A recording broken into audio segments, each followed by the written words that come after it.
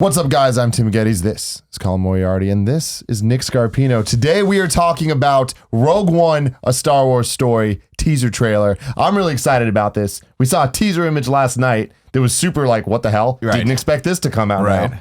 It's fascinating because I would have thought they would have put a little bit more distance between the two, right? Because they're whatchamacallit, the Blu-ray for episode 7 just came out, right? Mm-hmm. But I guess it kind of makes perfect marketing sense because, hey, did you forget about Star Wars? No, you didn't. Here's an awesome teaser for it. And I thought, initially I was like, I don't know that I necessarily need this right now. I don't think I'm going to be very excited about it. Then I woke up and of course the entire internet was on fire about it being awesome. And I'm like, I got to watch it. And I got to say, it's different and it's cool. Yeah. Gut reactions, Colin?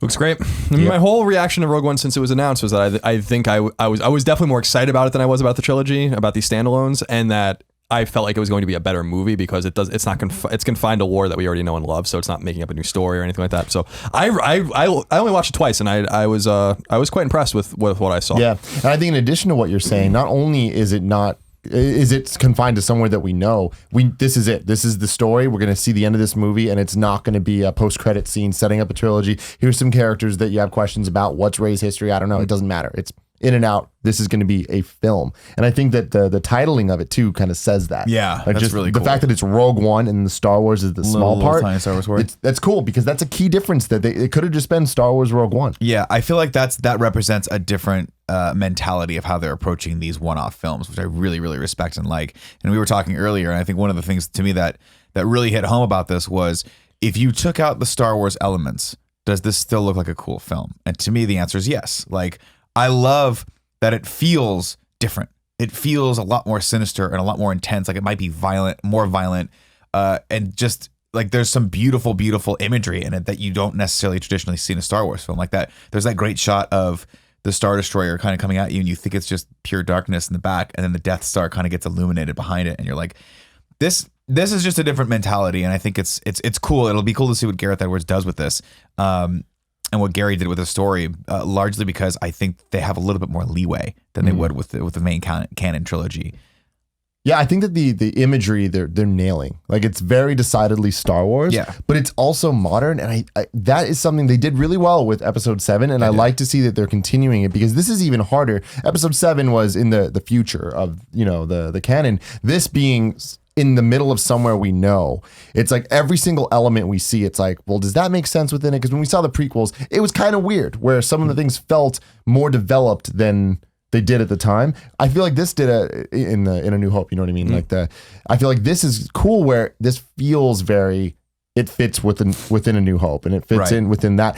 Having said that, it's cool to see the AT-ATs, even though we only saw them in Empire, but they're here, but that makes sense. It's not like they're exclusively. Yeah, it's like they just developed that technology for Empire. Yeah, they're familiar. One of the things I was saying on Colin Greg Live this morning was that one of the things that the prequels didn't nail was that they didn't feel like Star Wars movies. They didn't. There was nothing, like you said, there was nothing familiar, and because of the emphasis on CG over practical effects and things of this nature, and just filming everything on green screens, everything felt newer and fresher or whatever, and it didn't make any sense because it was older. Even though this was very advanced societies, and maybe things kind of ebb and flow like that, and when you get to that point, which is many, many times where we are right now in real human society. But one of the things I liked about Episode 7 was that when we saw that was that it felt like an evolution of the Empire. So like you saw vehicles that looked like familiar vehicles, TIE fighters, for instance, but they weren't quite TIE fighters, or X-Wings that weren't quite X-Wings, and Stormtroopers that weren't quite Stormtroopers. And so that felt like a natural, very practical evolution of those kinds of things. And so I agree with you, when you see things happening between 3 and 4, and you see Stormtroopers using blasters and wearing outfits that are exactly the way they were in the trilogy, there's like no difference between them. When you see Star Destroyers that are familiar as Star Destroyers, when you see the X-Wing in the background. Yeah, the X-Wings, when you, and I actually think the AT-AT scene at the end is one of the best, because like when we see chicken walkers or AT-STs in Return of the Jedi, we think about them as that's Endor. Like we associate them with Endor. And same thing with speeder bikes and stuff like that. And when we see AT-ATs or AT-ATs in Empire, we associate them with Hoth. And what I liked about the imagery at the end was that like that planet was tropical. It's a desert planet with palm trees, and it's the exact antithesis of Hoth. And I was like, that's very clever and I think intentional way to like kind of mess with your visuals, because we see them on Hoth walking through snow. I mean, that's how we always will see AT-ATs. And so I like the the rampant familiarity, and that goes towards Mon Mothma, who's I don't know where the fuck they found that woman, Well, but she was in Revenge of the Sith as well. Oh, was she? Same actress. Oh, same actress. Okay, well that's interesting. So there's some interesting crossover between the ship movies, and which is cool too. Like speaking of the crossover between the movies, and a big issue I had with 7 is that it just completely pretended the prequels didn't exist, which is a good thing, but they do. And I think that was something where I'm like, there was like a reference here or there, but like I thought it was a little bit weird that it was just essentially pretending that, you know, half the movies didn't happen. Whereas this one, if you look in the background, you see the familiar stormtroopers, you also see things that look like clone troopers. So it's like that would make sense because that's that time period where there's the overlap. You know what I mean? The clone troopers weren't gone yet. And that's cool. Like I like that it's like, all right,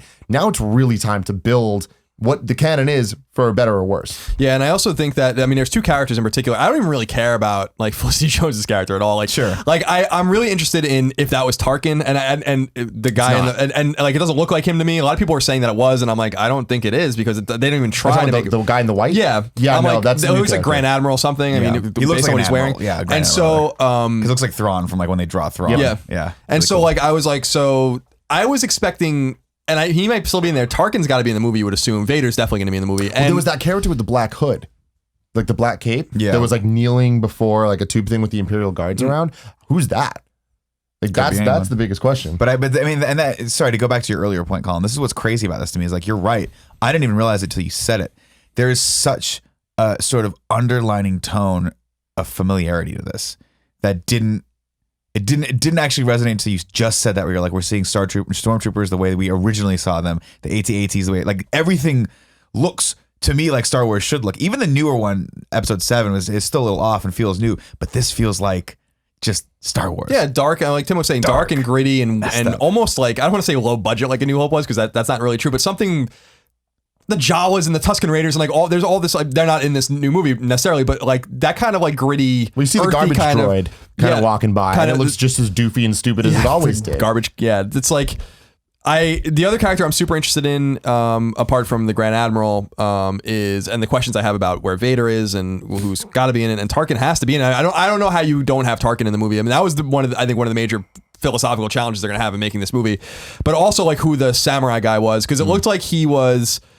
I stopped the frame with Greg and I'm like, he's a bad guy, I think, because like even though he's fighting the stormtroopers, like there are stormtroopers with their backs turned to him and stuff like that. Like it seems like he's like training them, or he's one of the good guys, I think. Like they showed that cast photo of like the Rogue One squad, and I think he was in it, if I'm not mistaken. That was a long time ago. No, yeah, he was. Yeah, it just seemed weird to me because like they didn't seem like they were really that worried about him. All their guns were down. Like they.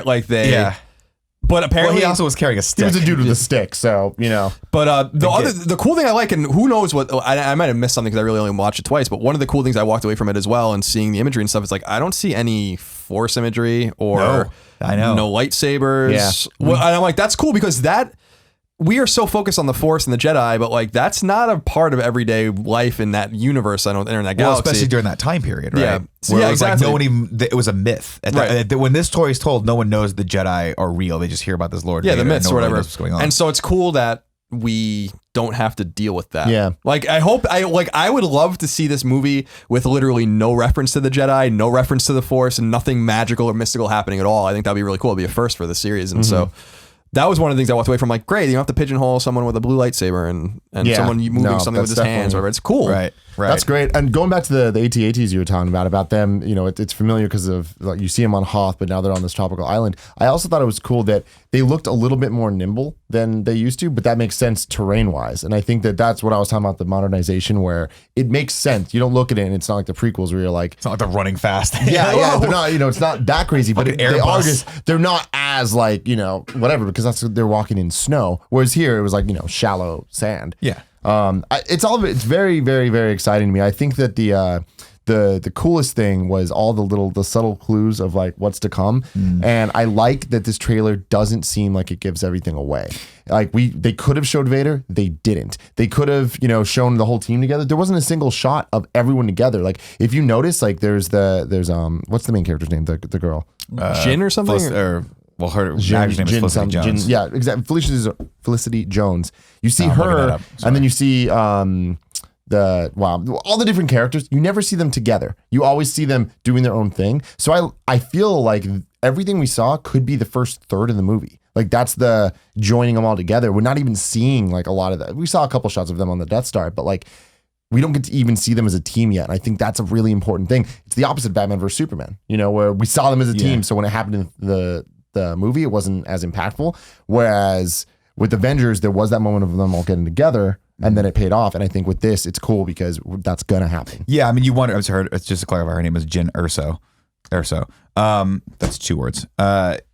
Yeah, I mean that's what's fascinating is this is a caper movie, right? Yep. This is we got to put together a ragtag team of experts who for some reason have a fucked up grudge against the Empire and they got to go do this thing. Like these people, the whole cast, none of them look like rebel operatives, like real die hard. Like you see that where they're pulling her in to go talk to Mon Mothma and everyone's got the cool, you know, those iconic, that's another familiar helmets, those familiar things. I guess they're on Yavin or whatever. They're all in like those little the little vests and everyone looks like the Rebel Alliance. And then you get this other team of like, you got a samurai, you got a dude that looks like a barbarian warrior. You've got, which is very not Star Wars too. Like that's the thing. We're like what's his actor's name? I don't know that actor's name, but Mads Mikkelsen. I don't know. Not the black dude. Oh, Forrest Whitaker. Yeah. He looks like he looks like a Mad Max armor like on and stuff. And it's like that's very not Star Wars, at least movie wise, you know. And I think that's super awesome. Yeah. Yeah, it was interesting to see him in it. I mean, I don't know if we knew he was in it or not. I didn't. But I think we did. But the thing is that I just don't. The one thing that I'm speaking very much from the gut because I don't really want to know too much. So especially about this movie, I was actually way more curious about knowing the lore of 7. But since we know, the thing is we know how this movie ends. Yeah, we don't know how it ends per se, like who dies and there's insinuations in A New Hope, but we know what happens. So like it's going to be really cool to just see it as a contained, like. We're going to be in the moment with this movie because what happened before is established, what happens after is established, and it just fills it in, which I think is kind of brilliant. And I stand by my statement, and a lot of people thought it was crazy, which was like, I think this is way more exciting than episode 7, 8, 9. Like these standalone movies that fill in like stories we're really curious about. And when you sit down at a table and you're like, what are the things, especially in the trilogy, the original trilogy, like what are some of the stories that we don't know anything about? And the big things to me would have been, and I would have come up with that if I thought long enough, which was like, how did they find the plans for the Death Star? Yeah. Right. You know, Clone Wars. And like, yeah, the Clone Wars would have been an interesting reference that, you know, they make in A New Hope. Like, what is that all about? And I still think the biggest thing is like Shadows of the Empire and between Empire and Jedi, which I think is a fucking great story. And I know they kind of just threw that in the garbage, but that was a fantastic book, and Prince Shizor and Dash Rendar and all these characters. And I wonder if they'll ever return to those as well. And so like being so married to the original trilogy and that lore and that world, like this is really exciting to me to get to like kind of put some new puzzle pieces in that establish these backstories as opposed to like something, you know, we don't really know what episode 8 is, and that's exciting in its own way. But this to me is like way more exciting, and hopefully the rumored Boba Fett movie or whatever will be the similar kind of thing as well, especially if it's about what they say it's going to be about or what it's rumored to be about, which is cool. Which is that Boba Fett isn't Boba Fett. Do you feel like any of these characters from this will be in the Boba Fett movie? Because that's happening in the same time period, right? No. Theoretically speaking, like that. Theoretically speaking, if Felicity Jones's character, if Jyn Erso was to survive, she would still be alive when Jedi's happening. Oh, I mean, so theoretically, and Boba Fett dies in Jedi. So at some point. We have no idea when the Boba Fett movie. Well, but that's all I'm saying is this is what's exciting to me is that these characters may not be continued after this, or they might be like secondary characters in the other Star Wars stories, or who knows? Maybe she gets her own movie later down the road, and that's a whole other built-out trilogy that they don't even think they're going to make yet. It would be cool in 8 and 9, or just as odes to Rogue One or these other movies if they were tertiary.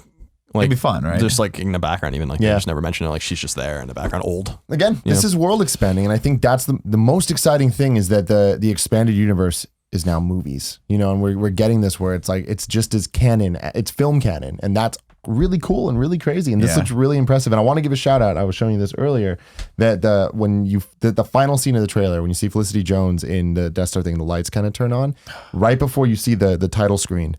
There's a sound cue that.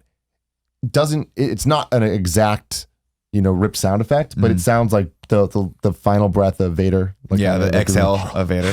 Just a little bit as it goes, and then the Imperial March theme kind of overtakes the other thing. And I'm like, that's such good subtle use of sound cues to make you think Vader without showing Vader, and that's fucking smart. Yeah, I'll be interested to see how they work him in. And so I guess to that point, my earlier point is that it would be cool to see Vader without using the Force and without him pulling out his red lightsaber too. If like, you know, he might just be like there. Like, what is he going to do? Yeah, I feel like he's not going to be the main antagonist, right? I feel like it's going to be Ben. I don't know the dude in the white. Ben Mendelsohn, I think is the actor's name. Let's look up his character's name now. Sorry, But Tarkin, like, now we gotta relive or relearn all these people's names now. So we have a whole other set of characters that we have to memorize, like Rey and I can't find it. The Tarkin-esque character, he's gonna be the main bad guy. yeah, but like that's so weird to me. Like, what the hell happened to him? That's the curious thing is like if that he isn't Tarkin, so did he get executed? Maybe. Like because like they feel like fucked the up. plan slip.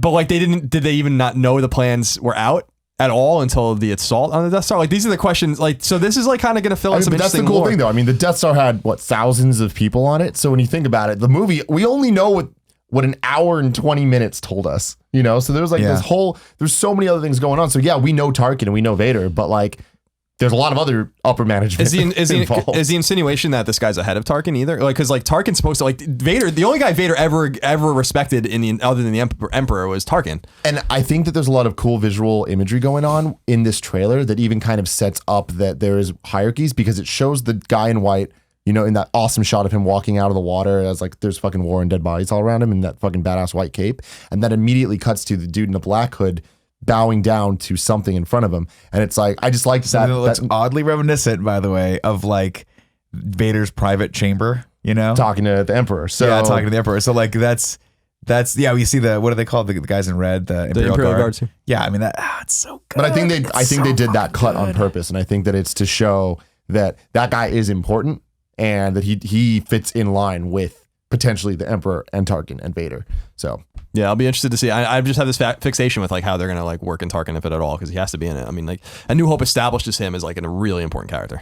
Well, so it's entirely possible that this guy, whoever this character is, was his boss and got killed or dies in this, and then that allows Tarkin to be that's probably a clever way to do it without ever having to include him necessarily. But I was excited to see how they would do that. Like he wouldn't even be that much younger. I mean, they still might, like if they nailed Mon Mothma that well, like, you know, Tarkin is very like he's Tarkin, yeah, but you can find someone. I mean, the same way Mon Mothma. If you told me like that they have someone that good looking, I'd be like, no way. I actually asked a stupid question we were watching. I was like, whoa, that's not the same. And Tim's like, dude, that was fucking 30 years ago. No, she would be definitely 70. not the same. I'm like, you're right, but she looks exactly the same. I mean, it's mostly the haircut, right? But I mean, the neck, like everything about her, she looks great. The only thing that's funny is that it kind of implies that she just wears the same outfit forever.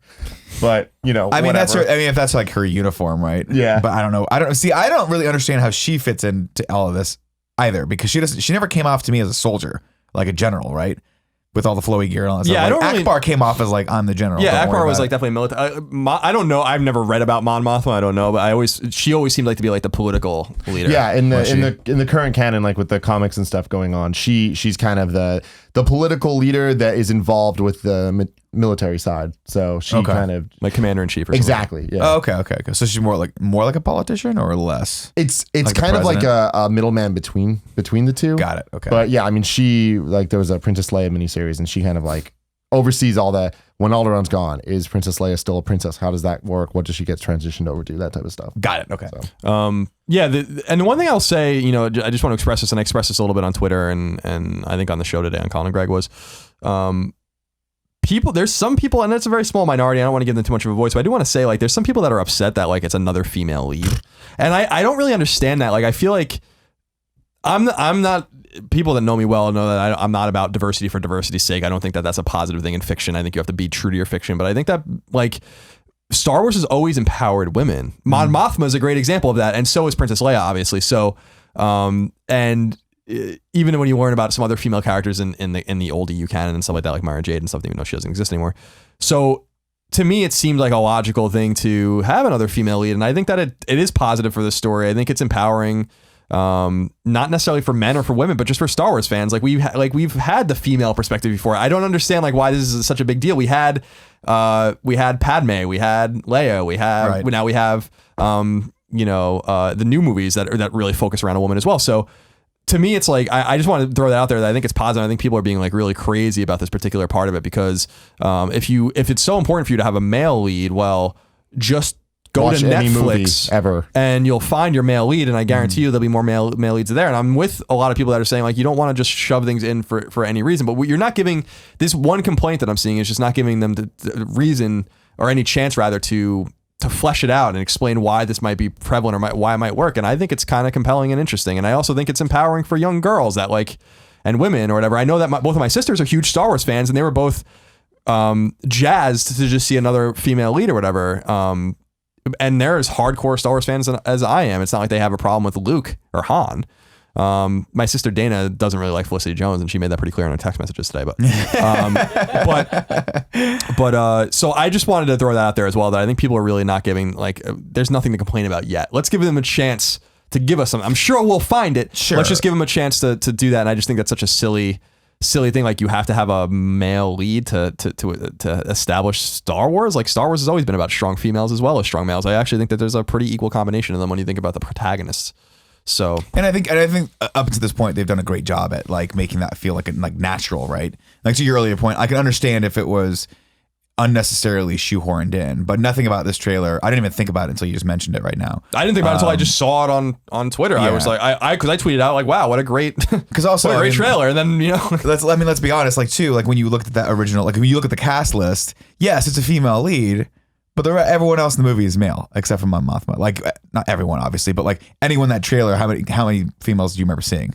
Yeah, just a handful. A handful, couple right? Few, yeah. So yeah, the rest of it's like Forrest Whitaker, Mads Mikkelsen, Alan Tudyk, all these things. Like, these guys are all male. It's gonna be fine, guys. It's an ensemble cast and it's a caper. I'm fascinated, when you write that character, and I'd love to bring Gary back and see, because I'm not sure if he did the first drafts. I'm assuming he developed most of the characters, especially the protagonist. I would love to see what his reasoning is for making that character female and how that fits in, because I bet it's really it's pretty cool. You don't just make someone female for the sake of diversity, unless, well, I guess you could, but Gary's a really good writer, so my assumption is that he wanted us to sort of feel like she was maybe a little bit, I don't know, maybe she was outmanned, maybe she was up against these odds, and then putting her in this cast of all male characters is an awesome opportunity to show what she's made of, is to show that adversity. So I don't know. Again, you can think whatever you want to think. We're not here to tell you how to think, but definitely I don't think it's any reason to not give the movie a shot. I don't think it's going to make the movie any less awesome. I think this is going to be really good. Yeah, I'm stoked about. This movie has awesome written all over it. Like, it had before we saw anything about it. Just the idea, the people behind it, the care that they're giving to the films and I'll still say that getting rid of a lot of EU stuff was a shame. I think that there's a lot of stuff they could have interjected into this. I think the white the white garb imagery of the Grand Admiral is Thrawn, but it's not him, and that's the kind of the shit that like bothers me a little bit, is that maybe it is. It could be, which would be cool. That would be awesome. But it's like, Kevin, can you look? I don't think they have his character's name out released yet, right? Can you look that up? I don't think they do. But it'd like, be to me, amazing it's like, if it was Thrawn. It's like like Coruscant. No, it's not Thrawn. I know. Like it's totally the different. Imperial Capital and Coruscant stuff is from the books, and they kept it. Like, it's like the Timothy Zahn made that up, not Lucas. And so like, I just feel like that's the one shame when you get into this extra stuff, is like, there's already great stories they could have used, and I would have loved to see. And I hope that's a topic for another day. Yeah, the EU stuff. I mean, my thoughts on it are they can all come back. And they can all be revised to fit. So that's true. It's going to be a good time. I'm just excited that we're getting a Star Wars movie every year. And so far, there's been not even a single thing that isn't perfectly exciting to me. So I'm fucking stoked. I know. Can't wait for this. Can't wait for episode 8. Can't wait for the next thing. It's like, until they give me a reason to not be excited, I am thankful.